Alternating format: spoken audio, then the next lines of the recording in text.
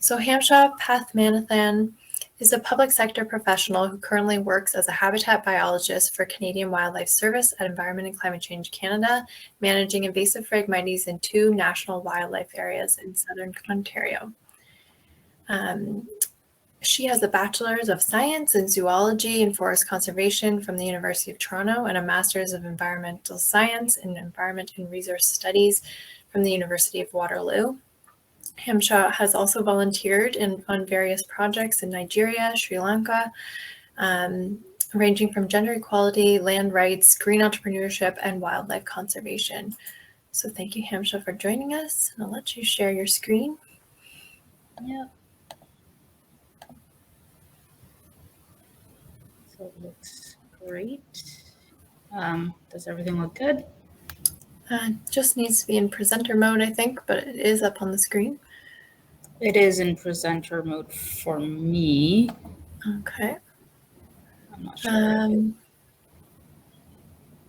wondering if maybe you'll have to reshare the presenter screen as opposed to just the PowerPoint screen.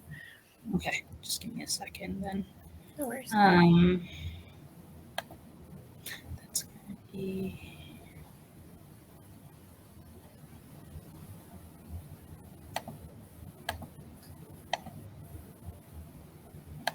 And then what about now? It's still not doing. Still not, but I'm wondering if it might still work just in that mode.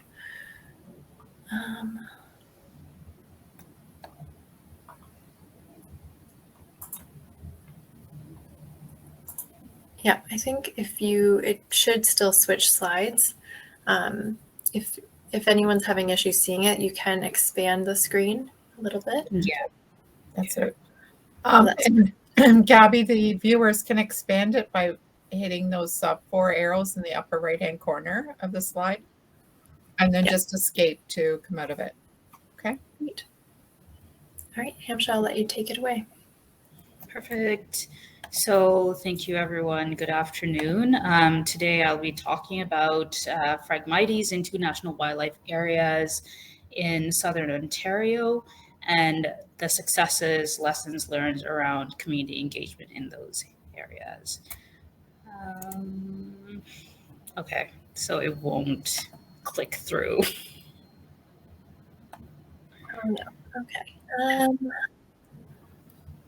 Do you see my next slide, agenda? I'm not seeing it, no. Oh boy. I'm wondering if you just, I see it now. Yeah, Hamsha, are you sharing your entire screen? No, I'm sharing just a presentation. Okay, that's the problem. Can you stop sharing for a second? Yep. Can you go into share screen, and then share your entire screen? Okay, I see. We'll try that. And then pull up my presentation. Exactly, pull it up in front. So yeah, so just maximize your presentation in front of the remote window, because right now, so just maximize that. And now Does that work? Just put it in present. There we go. We got it now. Perfect. The whole thing? Excellent. All right. Sorry, guys, for that technical difficulty. So I'm going to jump right into our agenda for today, which includes a little bit of background information on Phragmites as well as best management practices that we've been conducting here at CWS. I'll jump through all the Phragmites bit since we're all very familiar with Phrag. And then we'll deep dive into Long Point and St. Clair, and finally the lessons learned. So CWS has been tasked with managing invasive Phragmites in 2 vastly different areas that had very similar needs. And they were made different by their size. Long Point is significantly larger than St. Clair. The scope of management within those 2 areas and the type of herbicide we used. So in 2019, when we first started this project, we did not have a registered herbicide approved for aquatic use, available to us in Canada that would control Phragmites effectively. So as a result, we had to obtain an emergency use registration from the Pest Management Regulatory Agency to import Roundup from the States to start the project. The emergency use registration was only for 3 years. The last field season was the final year where we were able to use Roundup in Long Point. And this year will be the first year we'll be using Habitat Aqua in Long Point. And we're really interested to see the efficacy of this product on that landscape. St. Clair, as I mentioned, is comparatively smaller, and we've been able to already test out Habitat Aqua on that landscape. So we're looking forward to see the effects of Phrag and other non-target, like the effect of the herbicide on Phrag and other non-target species through our various monitoring programs. So what is Phrag? Let's not get too much into this. I'm just gonna, in case we ever forget, I'm gonna skip over to the next slide.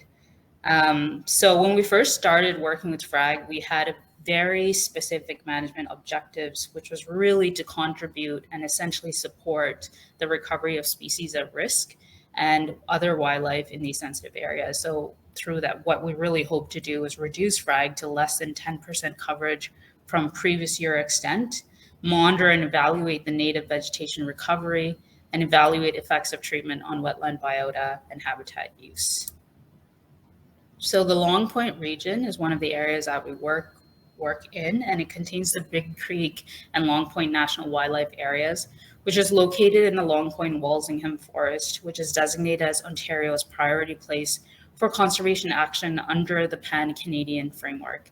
It's an area of high biodiversity, as illustrated here with 80+ species at risk, and has been identified for strategic investment in order to achieve greater conservation outcomes. The Conservation Action Plan for Long Point Walsingham Forest identifies 5 key threats to SAR, and one of which is the presence of Phragmites. The national wildlife areas are created and managed for the purpose of wildlife conservation, research, and interpretation. There are 2 sites that are located on the shores of Lake Erie near the town of Port Rowan in Southwest Ontario, and encompasses approximately 4,000 hectares and is about, like I mentioned, home to 80+ species at risk. So this slide is really to demonstrate the invasive quality of Phragmites. So in 2006, you can see here the little purple dots that shows Phragmites, and it only took about 0.7% of the landscape. But then in a span of 9 years, the reed really took off. So all of the orange areas, and it's more than 27% of the unit. So it really brought home to us the need to really control the invasive Phragmites in these national wildlife areas. So 40 years of research has demonstrated that no single method is effective at managing Phragmites. Instead, Phragmites is managed using an integrated pest management approach using a combination of techniques over multiple years, selected based on the scale of the infestation and the objective of the management. The best management practice for large stands of Phragmites is a combination of herbicide followed by cutting, rolling, or burning. We've not burned yet. And then retreatment in the fall, and then winter rolling right after we do the initial treatment. And then also ensuring we have ecological monitoring as part of the management process. So here's a bit of a project overview from the work that we've done since 2019, when we really started owning Phragmites management in the national wildlife areas. So we've managed about 590 hectares of Phragmites in Big Creek National Wildlife Area, Thoroughfare Unit, Squires Ridge, and Long Point National Wildlife Area. We have less than 50 hectares to treat this fall, which we hope to do so with Habitat Aqua, and we've treated with Roundup via ground and aerial. So big shout out to NCC and GL Heli that supported us in doing this work. We've already mechanically rolled to standing dead, and now we're conducting post-treatment monitoring to see where we are. So here's a bit of our summary in terms of monitoring since 2016 so the 2016 is there because we started to co-collaborate with the Ministry of Ontario or OMNR to do Phrag work, and then before we really went off to do our own work within the national wildlife area. So our monitoring to date has indicated that there's about 99% management efficacy in terms of Phragmites returning to the landscape, which has resulted in the recovery of a native biota, which includes species at risk. So this is super great because all of the bent spike rush, Fowler-toed barn swallows are coming back. We've also noted that the concentration of herbicide and surfactant surface water has never approached the Ontario drinking water quality standards, and the herbicide and surfactant in water and sediment remain below ecological thresholds of concerns. There's also absolutely no observed negative impacts to non-target species. So moving on to St. Clair National Wildlife Area, which is also kind of unique for us because this was the first year that we've actually utilized Habitat Aqua on this landscape, and it's a much smaller unit. So as you can see, compared to Long Point, they're very small. It's less than 360 hectares, and the yellow parts indicate where Phrag was managed. So St. Clair was established in 1978 and is located in the Chatham-Kent area. It's made up of the two properties that I've mentioned, St. Clair Unit and Bear Creek Unit. And altogether, it's much, much smaller than Long Point, only 360 hectares. So if you remember my first sort of starting point, I said there was a lot of similarities and differences. And so this slide really illustrates some of the similarities and a lot of the differences there are between these two sites. So both of them are wetland complexes. They're listed as the Ramsar wetland or Lamsar wetland area and International Wildlife Reserve.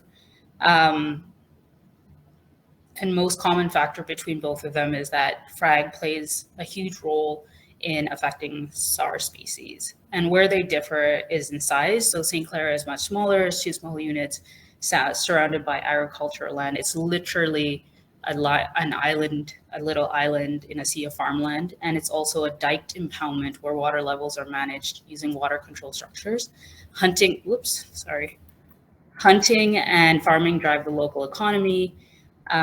Whereas if you look at Long Point, it's surrounded by conservation lands, it's a much larger landscape, and it's unmanaged wetlands. So going back to St. Clair, it's considered to be one of Ontario's important staging area for waterfowl, and is a critical feeding and resting area for a wide variety of species along their migration routes. It houses a plethora of species at risk and, as I mentioned before, impacted by Phrag. So this is just a snapshot of what kind of SAR species are there in the St. Clair region per category, some of which are more adversely affected by Phrag than others. So some of these are American badger, common nighthawk, queen snake, dense blazing star, etc. So moving forward, these are some of the things that we managed to do in 2002. This was our first year of Phragmites management in St. Clair using a new herbicide, Habitat Aqua, which is the only registered product in Canada for aquatic use to control Phragmites. We've almost treated this as a pilot project, as the area that we managed was less than 16 hectares. The active ingredient for Habitat Aqua is imazapyr, unlike Roundup, which was glyphosate. All of the treatment was done through ground application, so thank you, Giles Restoration.